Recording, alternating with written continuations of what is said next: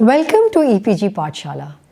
Today we are going to analyze and look at the work titled Work as Text, Myths in a Self-Contained World. As the title suggests, we would be looking at theories based around the ideas of myth, mythology, stories, etc. How do myths operate in a text?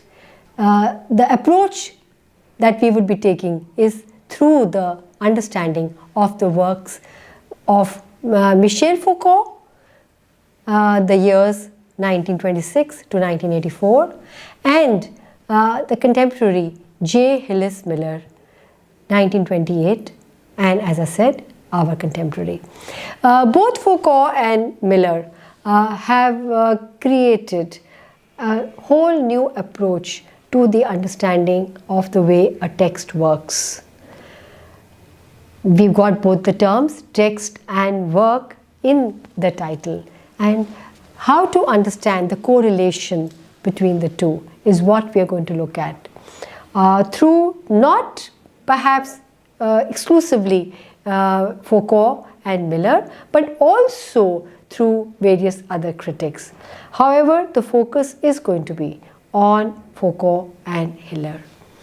Some of the other major thinkers of the 20th century literary criticism who we need to keep in mind and also to study at length in order to create our concepts and our own understanding of the way a text is produced. Some of these thinkers are Roland Barthes, Julia Kristeva, Michel Foucault, J. Hillis Miller, and Harold Bloom. Along with these above mentioned critics, we also have Jacques Derrida and Jacques Lacan. Each of these thinkers has been able to open up a new vista of the way in which we understand and read a text. We will go through some of them step by step, but let us focus primarily on the major thinkers who have been introduced right in the beginning. Let us try first and foremost to understand why we are trying to understand language and what were the earliest approaches to understanding language. As we know, this is the way the language has evolved. Likewise, also the understanding or the methods by which we try to understand language have also evolved and changed. Let us begin with first and foremost the passive function of a container or vehicle. Next, we move on to the medium of communication. Third, the mode of writing novels, poetry, and literature. So we are looking at an understanding of language. Let's once again go through these ideas. Is language a container or a vehicle, therefore passive? We just keep adding to it? Or is language a medium of communication? Yes, it is. Likewise, the former idea, a container or a vehicle? Yes, it is. And the third idea, which is also something that we're going to look at, is that language, how does it change? Does it become different? Do we need new language to write novels, poetry, and literature? Or is language something which is different, or it has different categories, or falls into different modules in order to become transformed into poetry and literature? In order to understand the way language has evolved and also to go through the different schools of understanding or studying language, we look at first the post-structuralist understanding of language. Language, according to this concept, is an active function of creation. It is also the primary site for shaping meanings. Apart from this, language encourages multiplicity and plurality of readings. An important idea, so maybe we can look at this all over again, encourages multiplicity. That means different ways of reading the same text, and through the different readings also evolving or extracting different meanings. Language is also capable of producing cultures and myths, a very important idea. Language itself becomes the means of creating cultures and myths. Let us now focus our attention on the prominent precursors to post-structuralism. Since we've been talking about evolution of language, therefore we need to logically look at those thinkers who preceded the post-structuralists.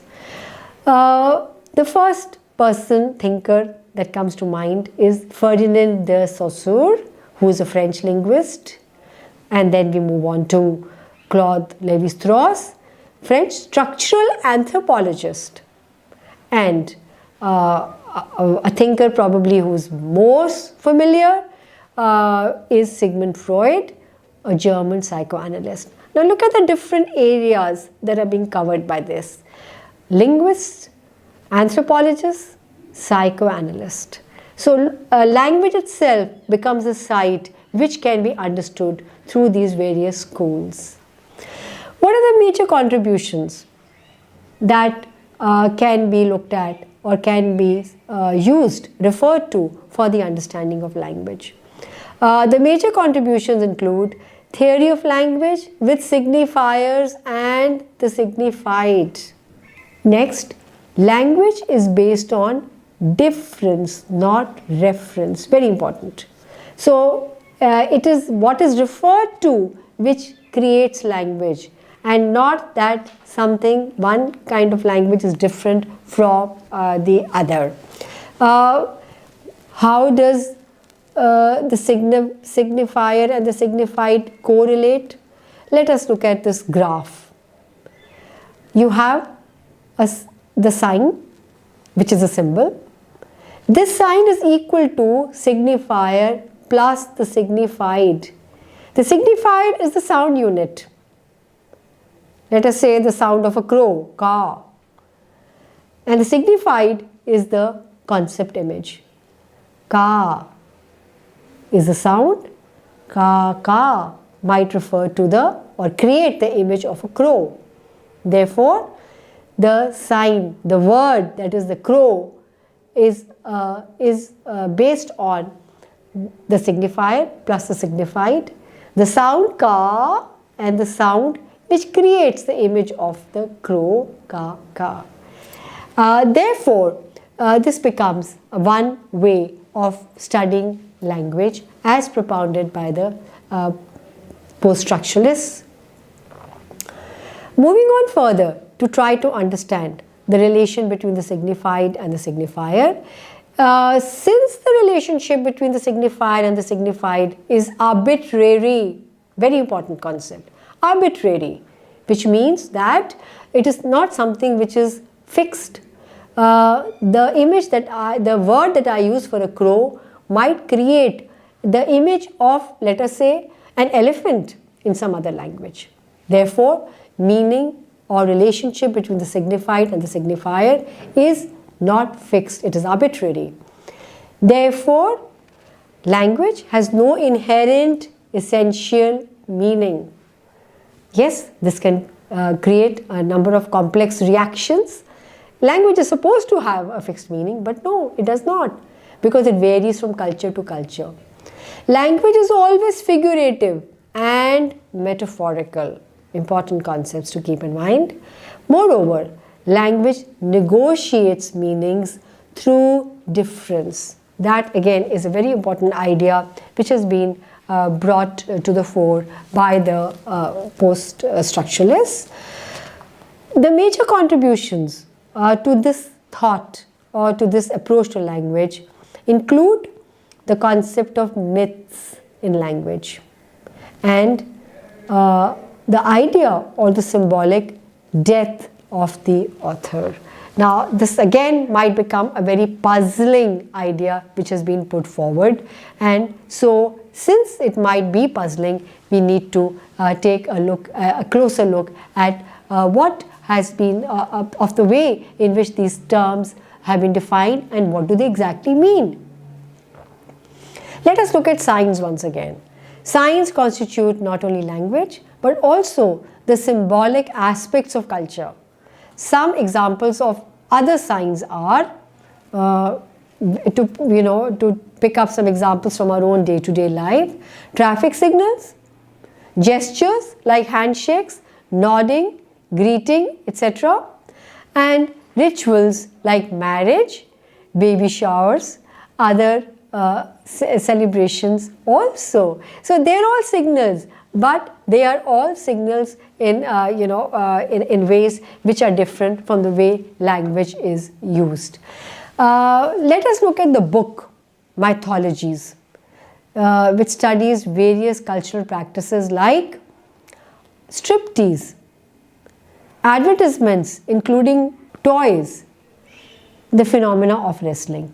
So I think it would be very interesting to be able to look at this text, at this work, which is titled Mythologies, and try to understand how the various cultural practices which have been discussed here evoke or produce sets of symbols and a whole new domain of language.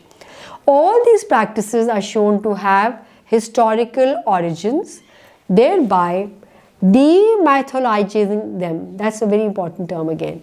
The demystification of certain practices, cultural practices. Let's move on now specifically to Michel Foucault,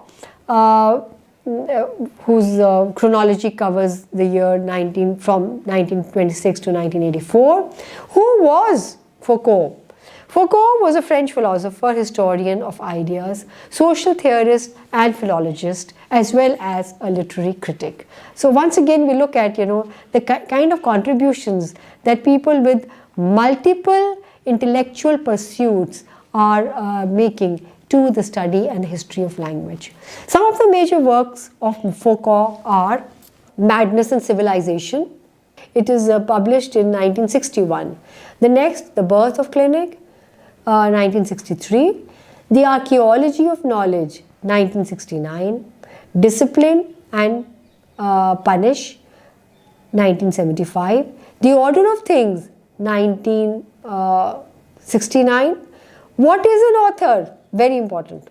This work defies so many preconceptions and notions about the differences between the writer and the author.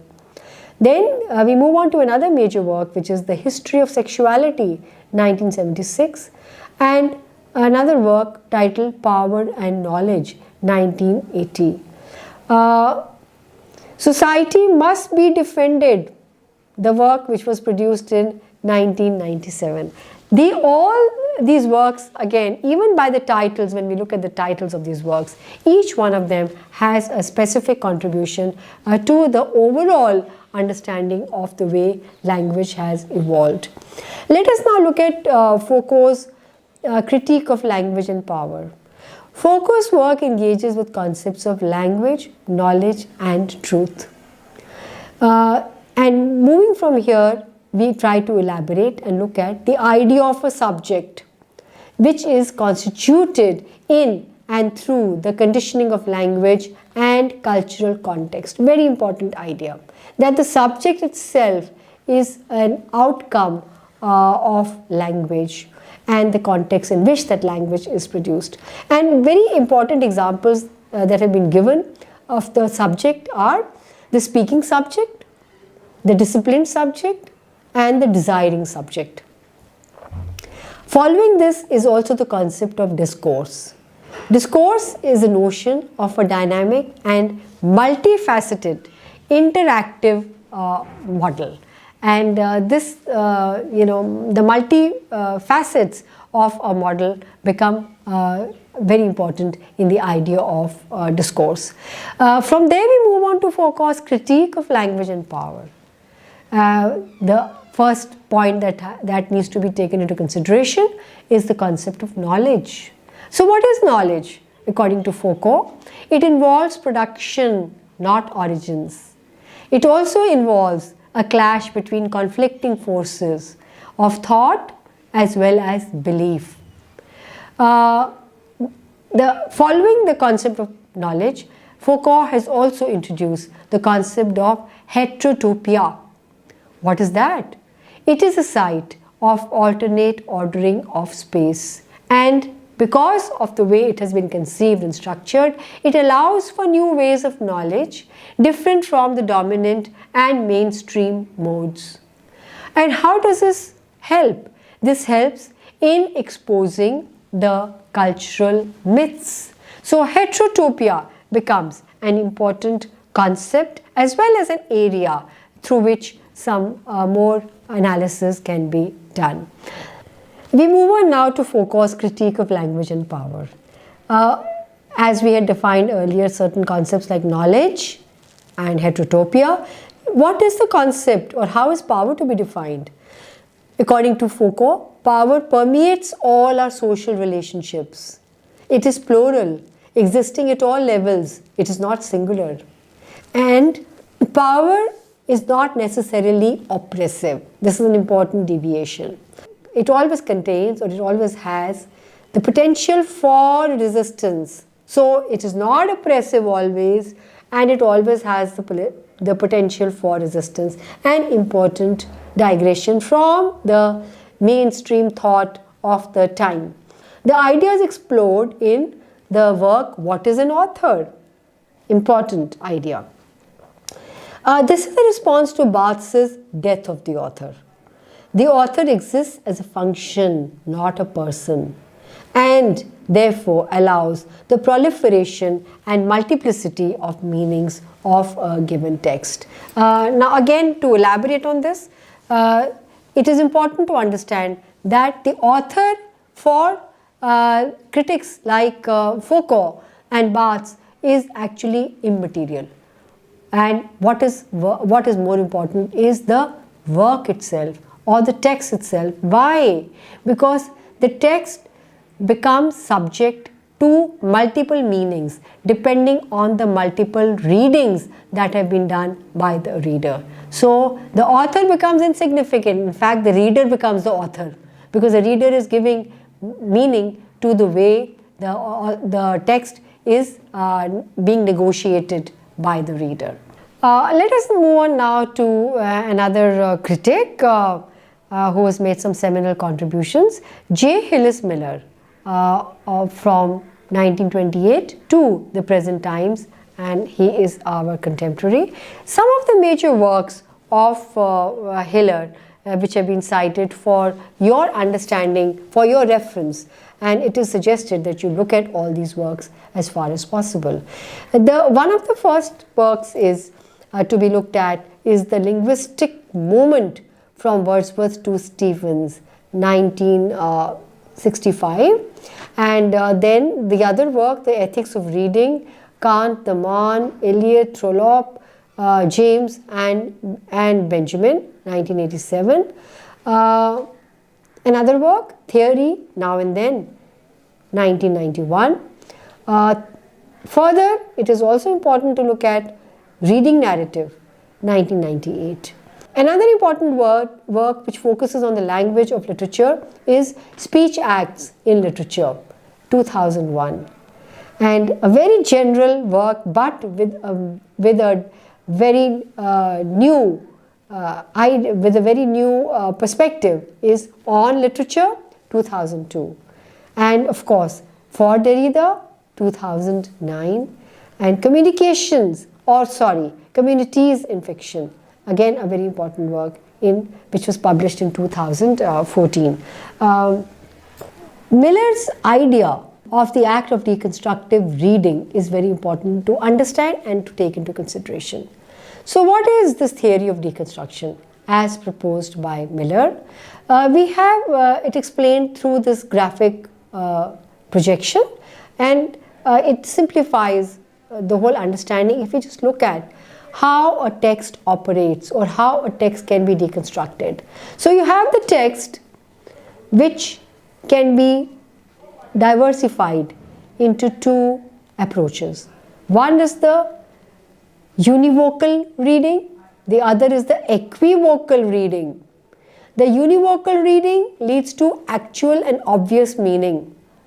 The equivocal reading leads to multiple possible meanings. So there are what Miller has indicated or introduced is the approach of deconstruction to a particular text. Miller's idea of the art of deconstructive reading may be looked upon as follows, that the ideas explored, which are the ideas explored in the critic as a host, and this primarily is in the context of the response to M.H. Abrahams' piece, The Deconstructive Angel. And Abrahams calls deconstruction a fatal parasite which leads on or feeds on the so-called actual univocal reading. Miller questions who and what decides which one is the host reading and which one is the parasite. So this leads to a very interesting debate about who is the real parasite. Is it the host or the reader? Miller elaborates also on what is the text. So what is the text according to Miller? Text is a free floating entity susceptible to changes and influences. Now this becomes very radical in terms of understanding literature or understanding a literary text. There is no fixed meaning. That is quite clear from the fact that a text lends itself to multiple meanings. Therefore, what is a text? Text is something which is free and it is subject to multiple interpretations. Miller's idea of the act of deconstructive reading. Let us look at the concept of subject as it has been projected or introduced by Miller.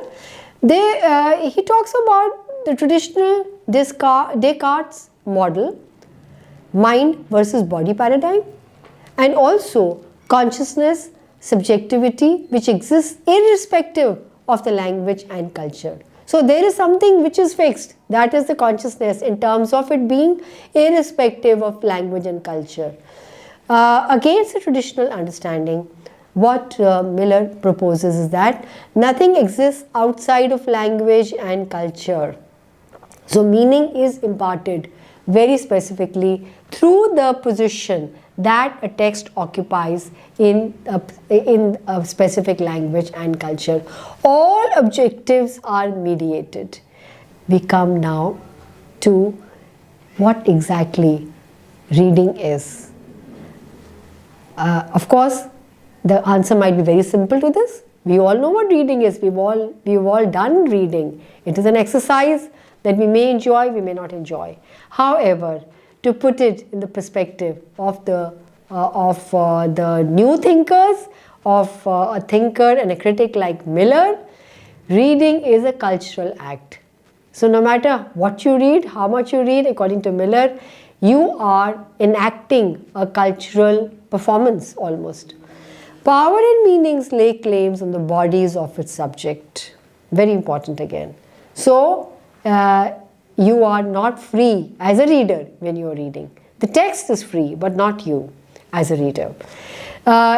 According to Miller, it liberates, or reading liberates all criticism from becoming fixed in a set mold.